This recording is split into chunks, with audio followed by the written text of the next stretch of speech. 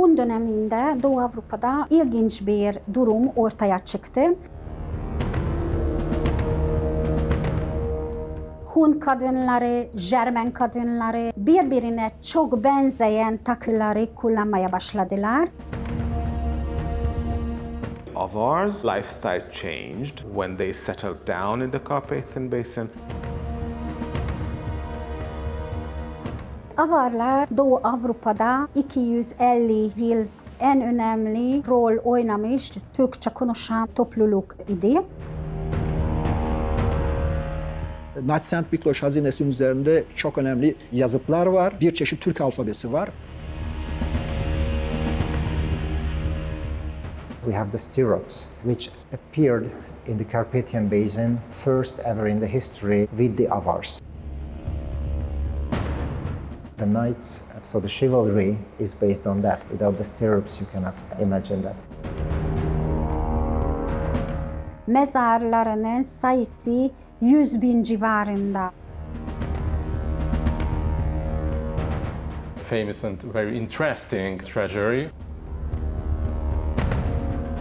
2,5 kilogram altın nesne ortaya çıktı. The archaeologists think that it belonged to Avar Kagan. Günümüze kadar ortaya çıkan en zengin mezar olarak bunu söyleyebilirim. The whole outfit of the persons were the same. Definitely, there is a genetical connection.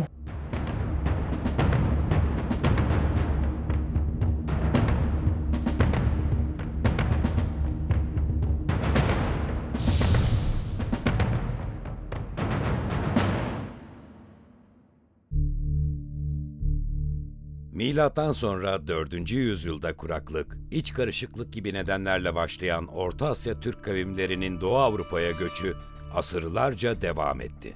İskitler ve Kimmerleri bir kenara bırakırsak 374 yılında Hunlardan başlarız. 1000'li yıllarda Kuman Kıpçaklarla noktalarız. Kavimler göçü olarak da adlandırılan Türk göçü iki yoldan gerçekleşti. Balkanlara Türk göçlerini başlatan ilk topluluk Hunlar oluyor. Hunların hemen ardından Bulgarlar tarih sahnesine çıkacaklar. Bulgarların ardından Avarları görüyoruz. Avarlardan sonra Peçenekler, Oğuzlar ve Kumanlar gelecektir. Yüzlerce yıl devam eden göçler sonucunda Türk kavimleri Balkanları yurt edinip devletler kurdular. Milattan sonra 374 yılından itibaren her 100 yılda bir Türk kökenli toplulukların Orta Asya'dan gelerek Orta Avrupa'yı yurt tuttuğunu görüyoruz. Balkanlarda Türklerin yurt edindiği coğrafyaların başında bugünkü Macaristan'ın Karpat bölgesi geliyor. Önce Hunlar, daha sonra ise Avar Türkleri bu coğrafyayı yurt edindi.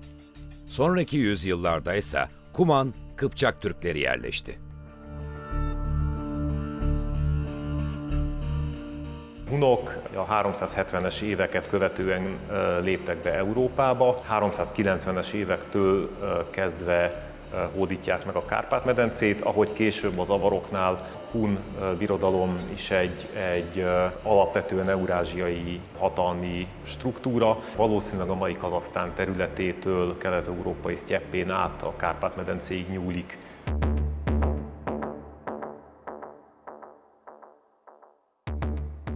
Hungary, I mean the Carpathian Basin, is a very interesting part of Eastern Europe. This is the western part of the Eurasian steppe region, and that is why in the last 3 millennium the Hungarians and Avars and Huns and lots of other nomadic peoples finished their life in this part of Eastern Europe, I mean the Carpathian Basin. Circumstances are the same like in the steppe region, I mean in Ukraine or in Russia. That is why they choose this part of Eastern Europe.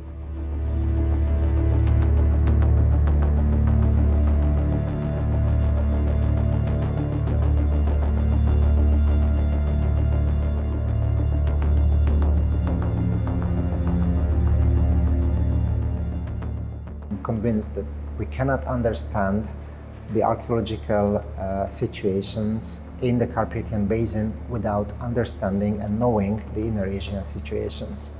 If we consider who came from there, the first we can surely identify are the Scythians. Then we have the Huns, we have the Avars who followed. Then we have the Magyars who came from Inner Asia, who conquested this Carpathian Basin and who first established the state which still is still alive, still exists. So these are the Hungarians, actually. And then we have the Pechenegs, who in fragments joined this Hungarian tribe alliance, so the Magyars. And then we have the Cumans, who also moved into the Hungarian kingdom.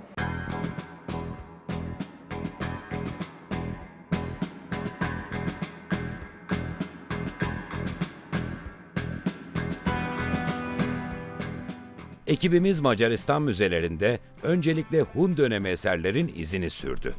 Karpat bölgesindeki arkeolojik kazılardan elde edilen Hun dönemine ait nadide eserler ziyaretçilerin ilgisini çekiyor.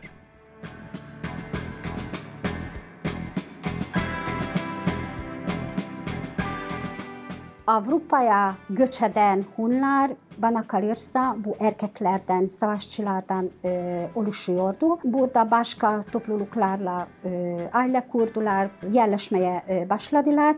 Bundan dolayı Hunlara ait buluntuların sayısı çok az.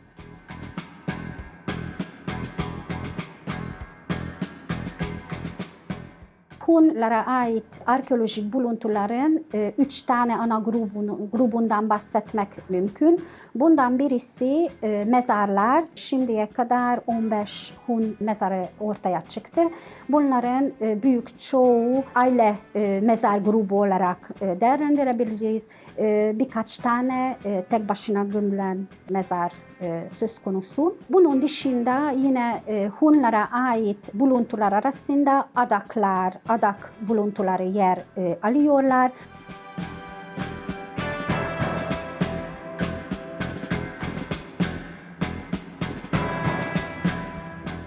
The Huns lived here short term, and that is why it was very difficult to find the characteristics of the objects and artifacts of the Huns. That is why it was a very long term to separate objects and artifacts and other things, other nomadic peoples.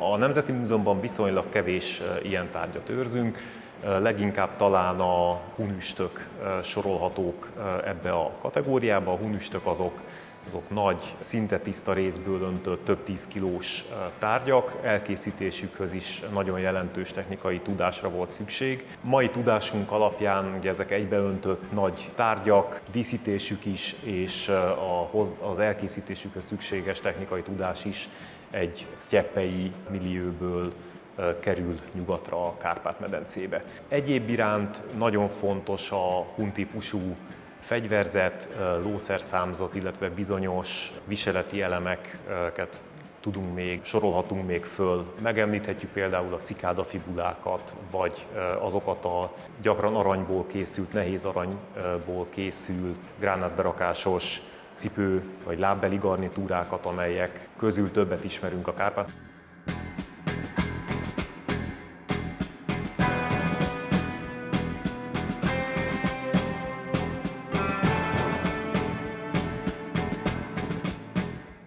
Az sayıda da olsa Hun buluntuları onların yaşam tarzlarına, adetlerine dair önemli ipuçları veriyor. Hun döneminde Doğu Avrupa'da ilginç bir durum ortaya çıktı. 4. yüzyılın sonunda 5.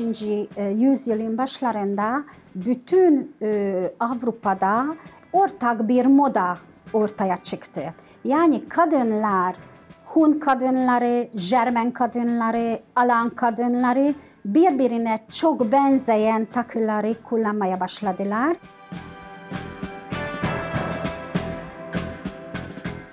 Takılar arasında en önemli unsur altın plakalardan yapılmış değerli ve yarı değerli taşlarla süslenmiş ve granülasyonla süslenmiş diadem yani başlık idi. Bunun dışında bu kadınlar yuvarlak biçimli küpeleri de kullandılar.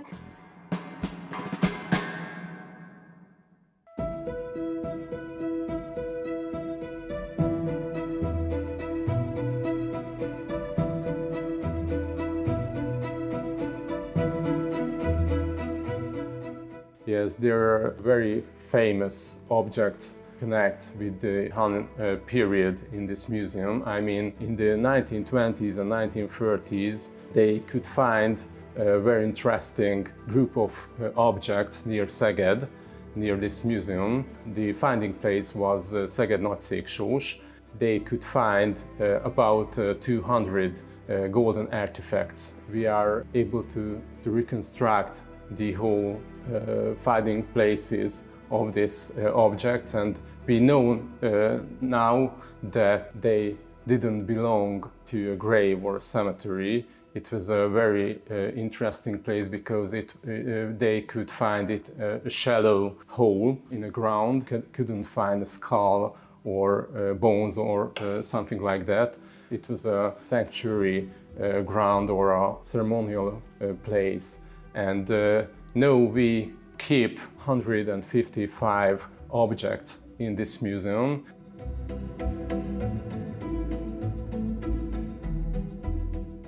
Hunlara ait çok özel obje olarak bakırdan ya da bronzdan döküm tekniğiyle yapılmış kazanlardan bahsetmek mümkün. Bu kazanlar 2 ya da 4 parçanın birleştirmesiyle yapılmış.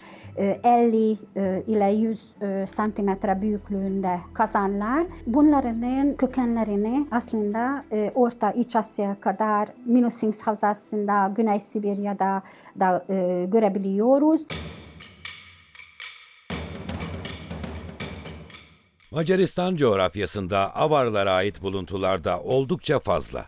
Arkeolojik veriler Avarların kısa sürede göçebe hayatı terk edip yerleşik düzene geçtiklerini gösteriyor. Avarlar aslında en az 250 yıl Doğu Avrupa'da en önemli rol oynamış Türkçe konuşan bir topluluk idi.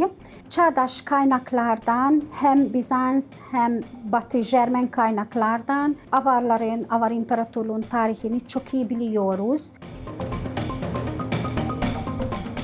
The Avars came to the Hungarian basin from Eastern Asia as well, like the Huns. About 100 years later than the Huns, they migrated in the last part of the 6th century, and they became a very powerful empire in the Carpathian Basin. So because the Carpathian Basin had another type of climate than the climate of Ukraine or Russia, so they have to change their lifestyle from the nomadic types of lifestyle. They have to settle down and start growing crops and so on and so on.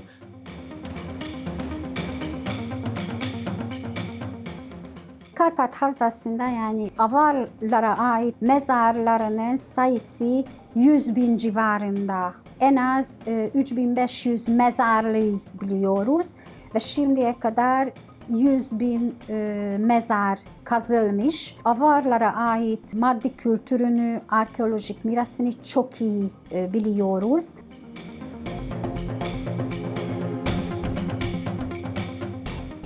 The artifacts and objects are very, very high level in this period, and we can find lots of other interesting things in the graves and cemeteries of the Avars. For example, very interesting weapons, for example, arrowheads and bows and sables and swords. There were used lots of very interesting belt buckles, for example, and moldings on their belts. So that is why cemeteries and the graves of men are very interesting. The women wore jewels, beads, arm rings, and earrings as well. So we can find these objects in leaders of the Avars.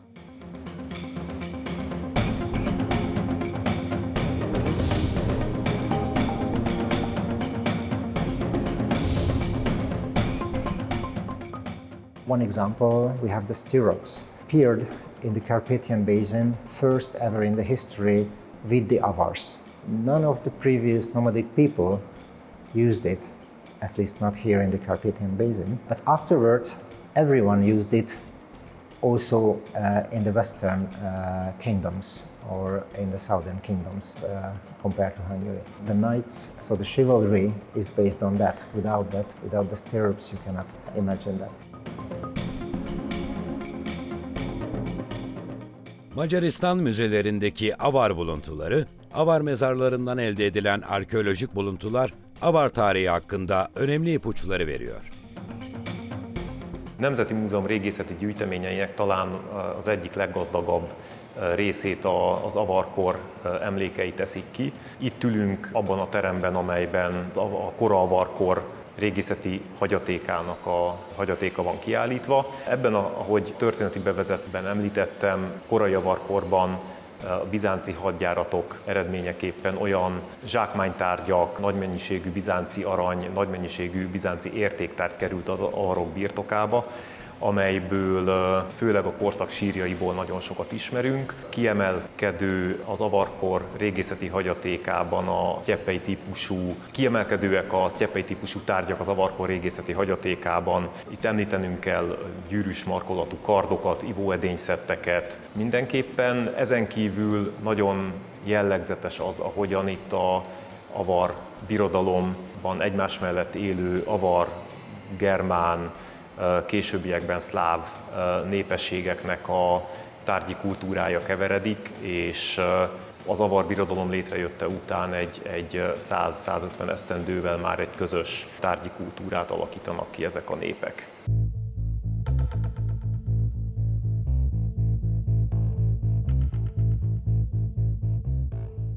Şimdiye kadar ortaya çıkmış en zengin avar mezarı olarak bilinen Kumbabony mezar buluntusu bu arkeolojik alan Macaristan'ın tam ortasında Tuna ve Tisa Nehri arasında yer alıyor ve 1971 yılında bir mezar ortaya çıktı.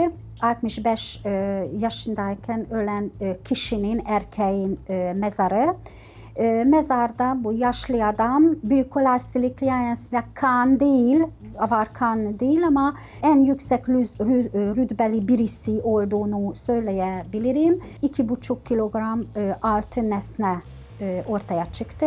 Bunlar arasında altın aksesuarlı kılıçlar, altın kakmalarla süslenmiş kemerler, altın küpeler, yüzükler, takılar, oklar ortaya çıktı. Dediğim gibi çok zengin bir mezar. Günümüze kadar ortaya çıkan en zengin mezar olarak bunu söyleyebilirim.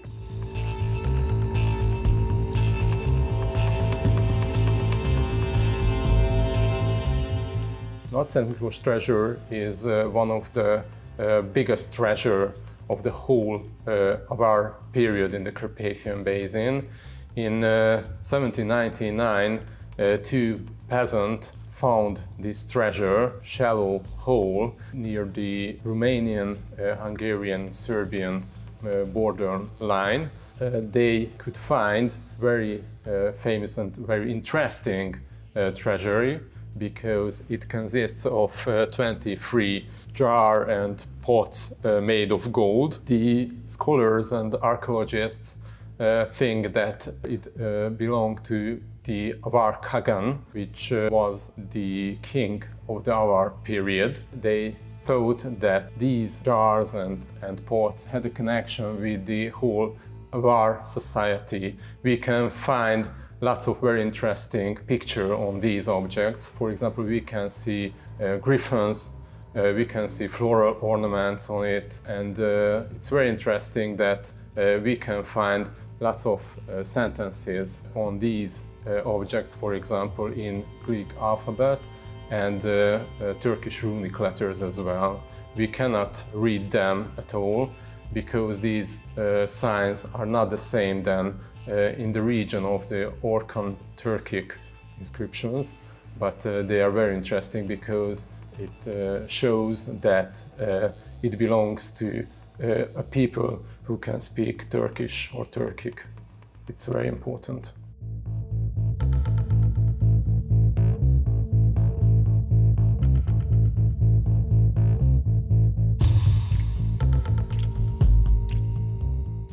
Naçsent Bikloş hazinesinin üzerinde çok önemli yazıtlar var. Oyma yazı dediğimiz ya da Orhon alfabesinin bir çeşidi olan Avrupa oyma yazısı dediğimiz bir çeşit Türk alfabesi var. Fakat bunlarla yazılmış yazıtların dilinin R Türkçesine yani Tuna Bulgarlarına mı ait olduğu yoksa Avarlara mı ait olduğu hala tartışmalı.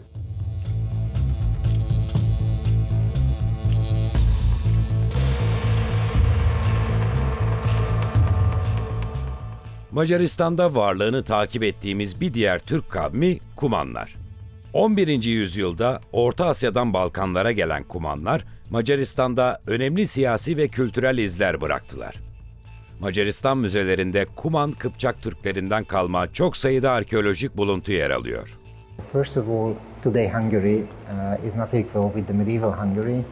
We always talk about the Carpathian Basin when we are talking about Hungary in the historic times.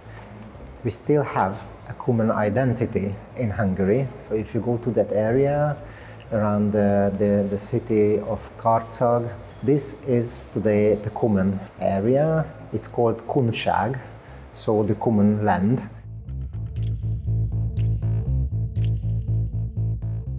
When we visited the museum in Kyrgyzstan, the National Museum, and they had an anthropological collection. They had photographies of the local people.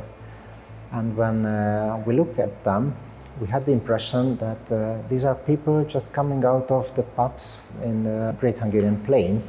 The whole outfit of the persons were the same. So definitely there is a genetical connection.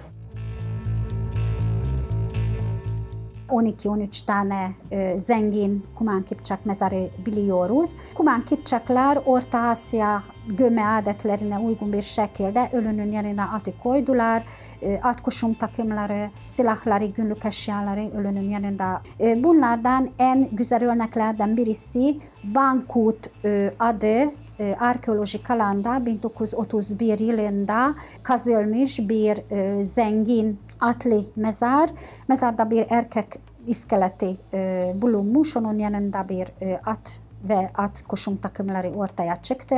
Bu mezar buluntuları arasında en gösterişli, en önemli obje bir Çin ayna.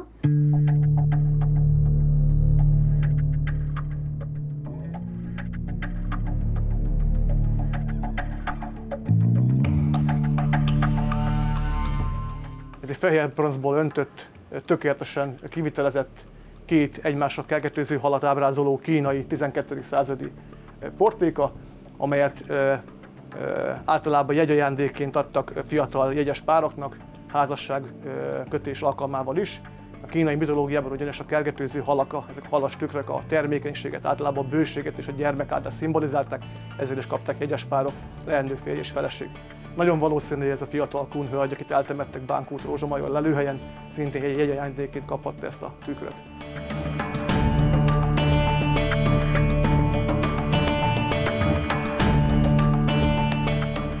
A temetkezés többi része a elhantolt lóhoz kapcsolódik. Ugye ez a sír nem csak egy kun előkelő hölgynek a temetkezése, hanem egy vele temetett ló is volt a sírban. A lovas temetkezés eléggé gyakori a kunok esetében. Általában egész lovat temetnek el, hogyha nem egész lovat, általában ez már a vagyoni helyzetnek a meggyengülése után történik, akkor csak szimbolikusan a ló szerszámait, kengyeleket, zablát és a nyerget temetik el a sírba.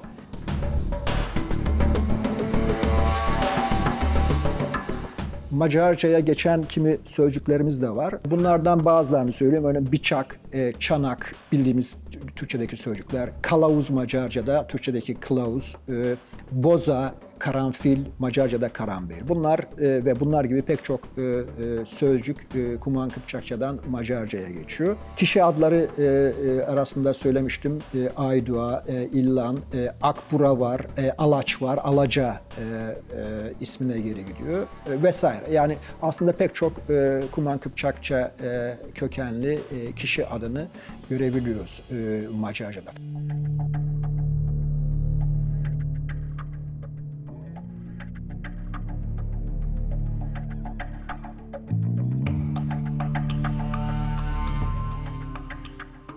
Kuman Kipçakların arkeolojik buluntuları arasında aslında en önemli unsurlar taştan ya da büyük olasılıkla ahşap, bir kısmı ahşaptan yapılmış taş babalarıdılar.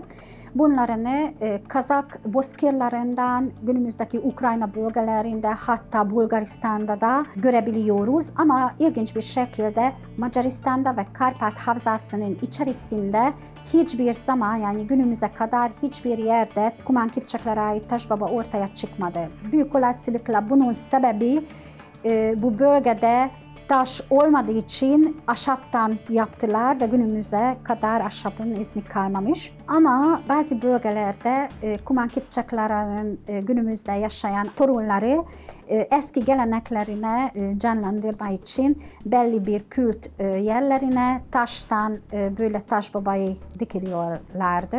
Bunun bence en güzel örneği Büyük Kumanya olarak adlandırılan bölgenin tam ortasında aslında başkenti olarak bilinen Kartsag şehrinde bulunmakta.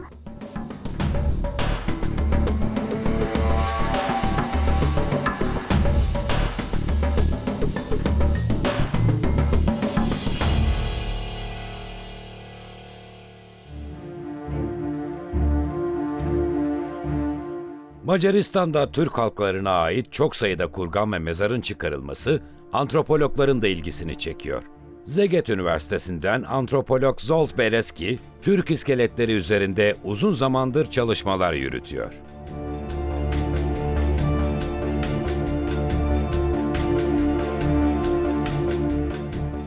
In case of the Huns, there's very little to actually go off of.